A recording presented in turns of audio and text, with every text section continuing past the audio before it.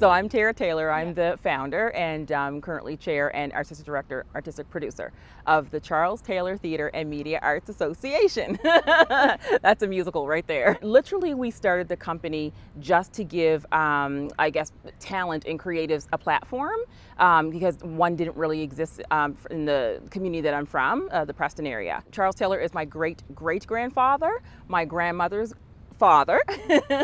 And there's singers in my family, there's wood burners in my family, there's musicians in my family, tons of artists. So Charles Taylor breeded, him and his wife, Sarah Taylor, a lot of artists. So I just thought, who better to name this after than him? Yeah, just the legacy. Yeah, so I completely, almost only work with emerging and mid-career folks. Again, I said I pride myself on like emerging folks and folks that don't really know what they want to do. So like family members, people who just come to us and say, oh my gosh, I'd love to be a part of this. We say, yeah, what do you want to do? What do you think you can do? We'll teach you. You know, so for example, we had one young fellow in our cast and his dad thought he always wanted to learn how to do lighting and like backstage. So I'm like, well, you're our lighting technician.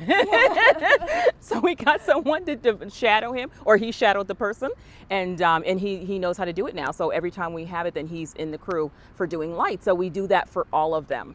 Yeah, like, you know, anyone who's attached to like a cast member.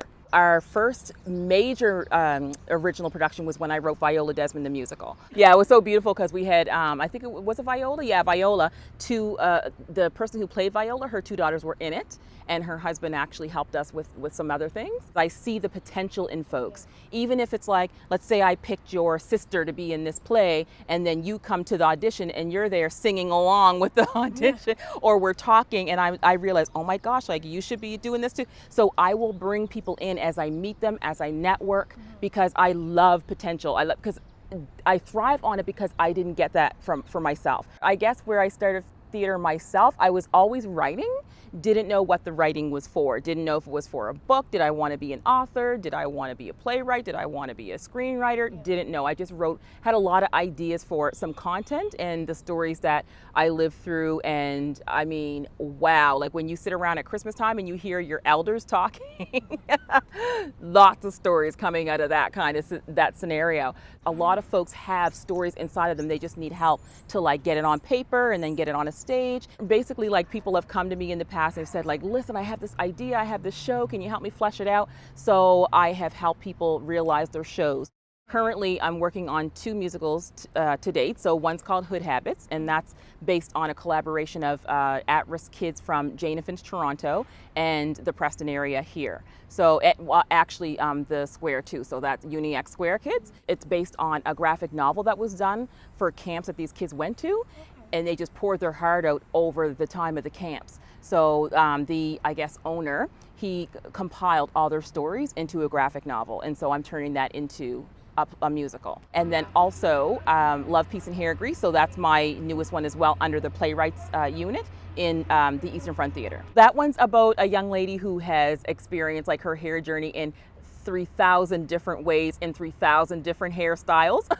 And so basically it's like a lesson of all of from the ages from back in 1400s to current about our own hair.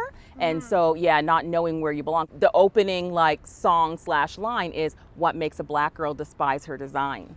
So it's very like just one sentence, you're like, yeah, it's not just about your hair, you know? So it's a whole image. I mean, in all different cultures, like we have that, right? But yeah, that's what it happens to be. Like our hair is our crown and glory. Why community theater? I believe because it's where the heart is, it's the pulse. I always say I come alive on stage. It's not because I'm there by myself being on stage. Yeah. It's because it's genuine. Like the working relationship between the cast and the crew, it's genuine. And when I say it feels like family, is because it actually is. So it's like the family that, you know, I love my family. My family is actually great, like my blood family, but like it's the family you never had almost. Like, and the never had means that because if you want to be in that field, you don't get to work with those folks. And then, you know, like say for example, like you want to go to school to be a civil engineer and you're just like no one around you is a civil engineer, but then when you get to class and you actually you're around other civil engineers, you're like, oh my God, this is my world. And it's so easy to talk to folk because they're talking about, it feels like that.